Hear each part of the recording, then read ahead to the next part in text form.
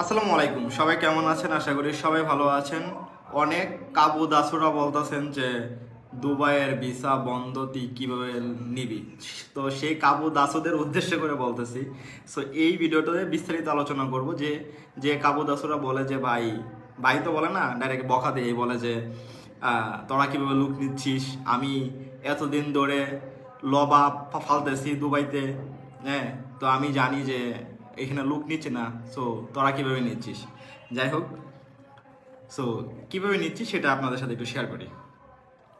মূলত যারা আমাদের ভিডিও দেখে যে দুবাইতে লুক নিচ্ছি, তারা কি করে, তাদের আত্মীয় স্বজন যদি কেউ দুবাইতে থাকে তাদেরকে কল করে যখন বলে যে দুবাইয়ের ভিসা কি এখন খোলা, তখন ওই কাবু দাসও বলে যে না, দুবাইয়ের ভিসা বন্ধ। কেন বলে বন্ধ? কারণটা হচ্ছে যে যদি আপনি বিদেশ যাওয়ার ক্ষেত্রে যদি তার কাছে কোনো হেল্প চান, তো তখন তো তার সেটা দেওয়া লাগবে। অন্যথায় সে হয়তো বা জানে না, কারণ কাজ করতে করতেই পিছনের কাপড় মাথায় উঠে থাকে।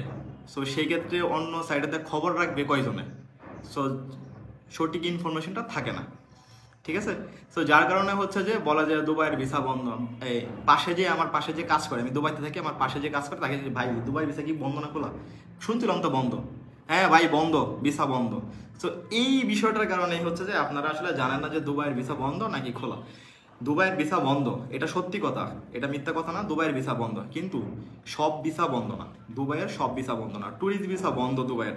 ছোট ছোট অনেক কোম্পানি আছে যে কোম্পানিগুলোর ভিসা বন্ধ করে দিছে, ঠিক আছে? চাইলে লোক নিতে পারবে না। সো এই মুহূর্তে যে কয়েকটা বড় বড় কোম্পানি আছে যেগুলো হচ্ছে যে লোক নিচ্ছে, দেশের বাইরে থেকে লোক নিচ্ছে, বাংলাদেশ থেকে বা অন্যান্য কান্ট্রি থেকে লোক নিচ্ছে। ট্রান্সগার্ড গ্রুপ এলএলসি লোক নিচ্ছে কি না, আদৌ কি লোক নেয় কি না, এটা একটু আপনারা গুগল করতে পারেন, অথবা যদি কেউ থাকে তাদের সাথে কথা বলে জেনে নিতে পারেন হাই প্রফেশন প্রোফাইলগুলো যেতে পারবে কিনা।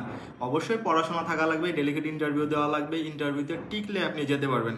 আর এই কোম্পানিগুলা গ্রুপ বেঁধে লোক নিয়ে থাকে, ঠিক আছে?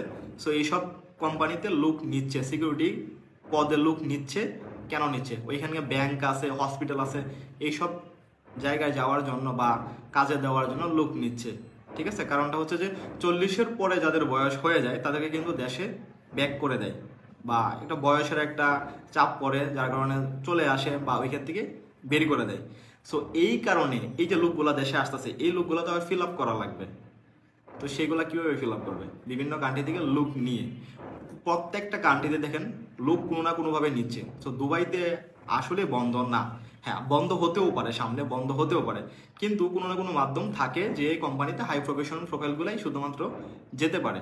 এই হচ্ছে দুবাইয়ের কনসেপ্ট, ঠিক আছে? এখন কতগুলা যেইগুলা বললাম আর কি, কতগুলো লোকজন আছে যারা বলে যে না, দুবাইয়ের ভিসা বন্ধ, আমার অমুক থাকে, আমার তমুক থাকে, আমার অমুক এই সিট আছে ওইখানে এত বছর ধরে, সে সব কিছু জানে, ঠিক আছে?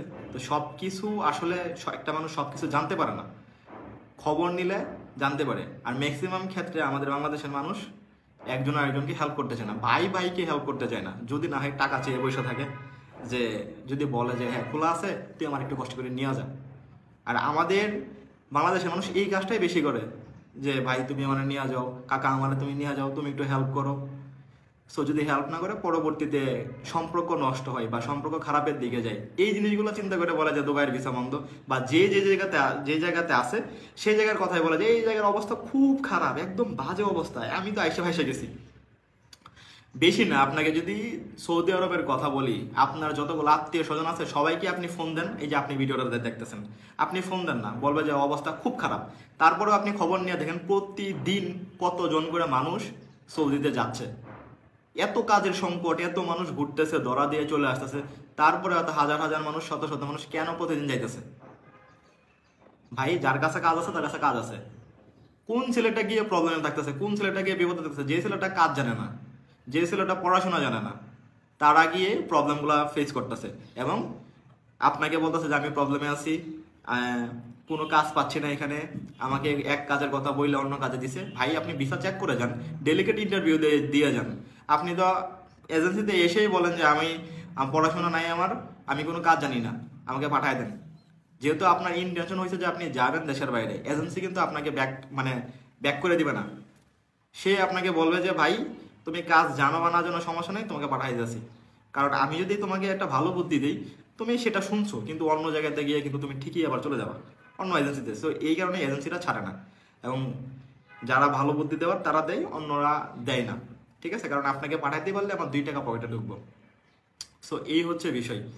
সো আপনারা যারা কাজ জানেন না তাদের জন্য সুবিধা আছে ভাই, আমরা নিজেদের ট্রেনিং একাডেমি আছে, চাইলে কাজ শিখে যেতে পারবেন। Mason, carpenter, still picture, electrician, plumber, welding, এই ধরনের কাজগুলো শিখে যেতে পারবেন ফ্রিতে, কোনো প্রকার টাকা নিচ্ছি না। ঠিক আছে, আর যেগুলো বৈধভাবে দেশের বাইরে আমরা নিচ্ছি, যে কান্ট্রিগুলোতে বলতেছেন যে এই কান্ট্রিগুলোতে লোক যায় না, বিএমইটি করে কিন্তু নিচ্ছি। বিএমইটি ছাড়া কিন্তু কোনোভাবেই বৈধভাবে দেশের বাইরে যেতে পারবে না।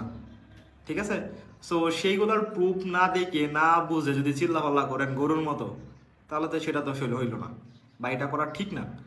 ঠিক আছে, সো আমরা এই প্রসেসটা কীভাবে করতেছি, পাসপোর্ট জমা দিচ্ছেন, আপনাকে ট্রেনিংয়ে ডেলিগেট ইন্টারভিউ পাঠাচ্ছি, ইন্টারভিউতে টিকার পরে আপনাকে ওখানে একটা ফ্রি মেডিকেল করতেছি দুবাইয়ের জন্য, 2000 থেকে 2100 টাকা লাগতেছে। ওইটা রেজাল্ট আসবে 2-3 দিনের ভিতরে। রেজাল্ট আসার পরে যখন আপনার সব কিছু ঠিকঠাক, তখন আপনি 30,000 টাকা অনলি পাসপোর্টের সাথে পে করবেন। পে করার পরে অপেক্ষা করবেন আপনার ভিসার জন্য, আর এই দিক দিয়ে আপনি বিএমইটি ট্রেনিংটা করে নেবেন।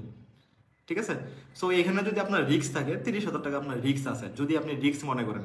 সো এই যে আমরা সময়টা নিচ্ছি 1 থেকে 1.5 মাস সময়, এই সময়ের ভিতরে যদি আমরা কাজ করতে না পারি, আপনি আপনার 30,000 টাকা এবং পাসপোর্ট নিয়ে যাবেন। আপনি স্টাম্প করে নেন, দলিল করে নেন, আরও কিছু করে নেন, কোনো সমস্যা নেই আমাদের ভাই। এখানে ব্যবসা করতে বৈশা তো আর কেউ 2-4 টাকা নিয়ে পলাইবে না।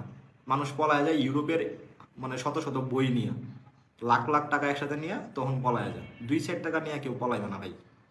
ঠিক আছে, সো যাদের ইন্টেনশন হচ্ছে যে না আমার অমুক থাকে তমুক থাকে, এতদিন ধরে এই ছিটতেছে ওই ছিটতেছে, তাদেরকে বলবো যে ভাই আগে আপনি জানেন বুঝেন, যে দেশে আপনি যাবেন সেই দেশ সম্পর্কে রিসার্চ করেন। আপনি ওই দেশে কেন যাবেন, কি উদ্দেশ্যে যাবেন, ঘুরতে যাবেন নাকি কাজের উদ্দেশ্যে যাবেন, এইগুলো নিয়ে ভাবেন। ঠিক আছে, তারপরে রিসার্চ করে একটা এজেন্সিতে যোগাযোগ করেন। এর কথা তার কথাই বললেন না, কারণ একটা ছোট থেকে একটা কথা শুনে আসতেছি যে কান সিলে কান নিয়ে গেছে, কিন্তু কান আর আমি হাত দিয়ে দেখে নেই আছে কিনা। সবাই ভালো থাকবেন।